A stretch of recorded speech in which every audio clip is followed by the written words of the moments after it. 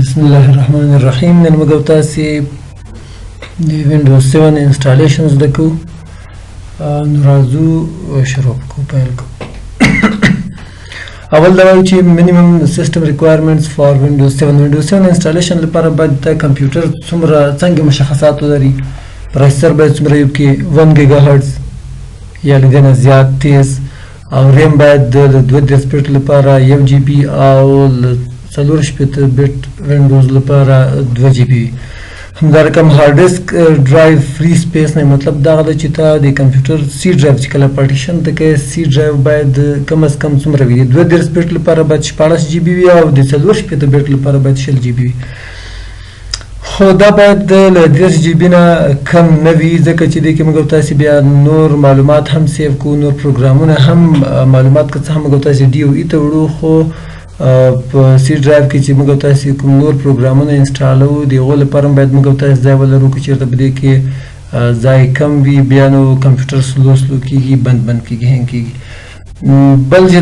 دا منیمم ریکوایرمنټس دي لکه څنګه چې دلته تاسو ګورئ هم منیمم مطلب کم از کم د دې نه څومره زیات وي هغومره به د کمپیوټر ښه کار کوي. ډیسک ډرایو نه مطلب دغه ده چې ډي وي ډي ډرایو باید چې ته ولرې ځکه چې دا په سی ډي کې نه ځایږي. وینډوز 7 یا که ځای هم شي نو معلومات به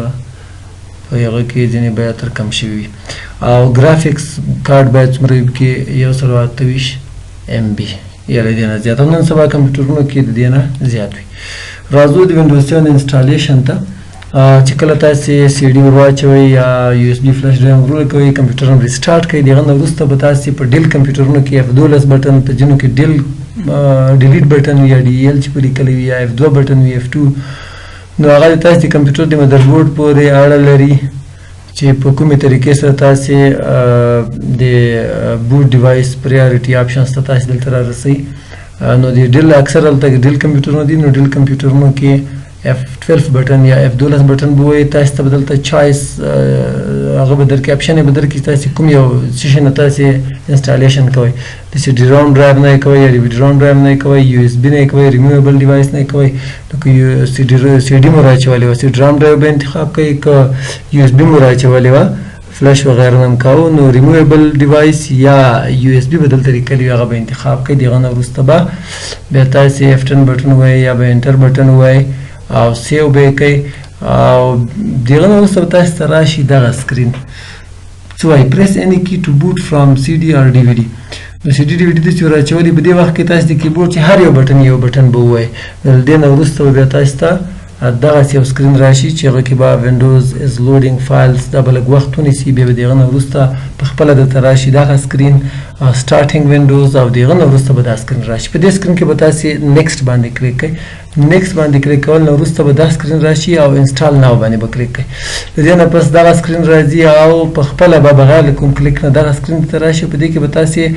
دغه چیک باکس چې ده به فعال کړئ، دې باندې به کلیک کړئ لکه څنګه چې فعال ده دغسې به دې باندې چې کله تاسې کلیک کړئ دغه ټیک مارک به پکې راشي، بیا به نیکسټ بټن باندې پسې کلیک کړئ. نیکسټ باندې کلیک کول نه وروسته به تاسې راشئ تاسو ته دا سکرین راشي او د کسټم یعنې ایډوانسډ دې باندې به کلیک کړئ. چې دې باندې کله کلیک کړئ تاسو ته به راشي تاسې د کمپیوټر هارد ډیسک چې فعلا په دې کمپیوټر کې شاوخوا 100 جی بي هارد ډیسک دی چې 9.7 یې ښیي. او په دې کې نورې پارټیشن یې نشته. که چېرته نورې پارټیشن یې وایپ کړي نو بیا به تاسو دغه کې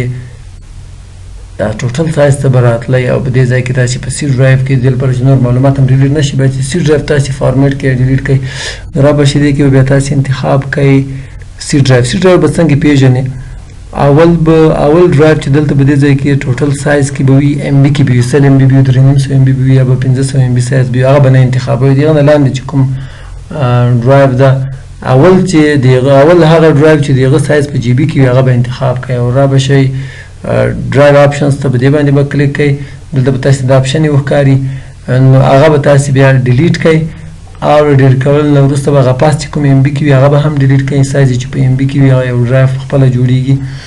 هغه به هم ډیلیټ کوئ. له هغه نه وروسته به تاسې د انالوکیټډ سپیس باندې کلیک کوئ. لاندې به تاسو ته یو بل